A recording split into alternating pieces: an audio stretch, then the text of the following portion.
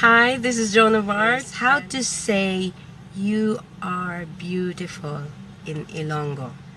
The word for beautiful in Ilonggo is guapa. When you see a pretty face, you can say Kaguapa sa imo, or very pretty, so pretty, Kaguapa sa imo, or guapa guapa gid sa imo, Kaguapa sa imo. Adding ka before the adjective guapa, you are very beautiful, or you are so beautiful. Kaguapa. You are beautiful. Kaguapa sa imo. Another way of appreciating a woman's beautiful face is to say Kaguapa-guapa sa imo. Sa imo is referring to you. Normally, the word for you is ikaw, but when you say you are so beautiful, kaguapa sa imo. Because guapa is an adjective and it's a trait that is possessed by this person who is beautiful. So, kaguapa sa imo. We don't normally say kaguapa ikaw. That would be the literal way of saying it. But we say kaguapa sa imo, or you possess this beauty that is in you. Also, Ilonggos are fond of reduplicating a word.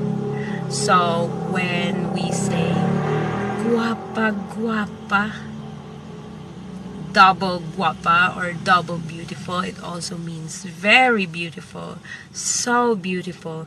So you can say kaguapa guapa sa imo, and that accent, kaguapa guapa sa imo, kaguapa guapa sa iya. And of course, guapa is just a modern word for beauty or beautiful. It's an old word, but we can also say tahum. Ka-tahum. Kaguapa, ka-tahum. So tahum means beautiful. And when you say tahum, it's even more beautiful than just guapa. Guapa is actually just pretty, but tahum is beautiful. Another word for beauty that is even more archaic and rarely used, you don't even hear it being used by the millennials. Kaanyag sa imo. Anyag is, fairness of face, so it's also beautiful. Kaanyag sa imo. Maanyag, exuding beauty, fairness of face. Tahum gidja. So adding even gidja to the reduplicated word tahum makes it even more superlative, as in so beautiful. And it also applies not just to the face, just to a woman's looks, but also when you see a beautiful scenery, a beautiful work of art, beautiful architecture. So anything that is worth praising as beautiful. Tahum gidja. So there you go, the word for beauty, beautiful in Ilonggo. Guapa, tahum, anyag.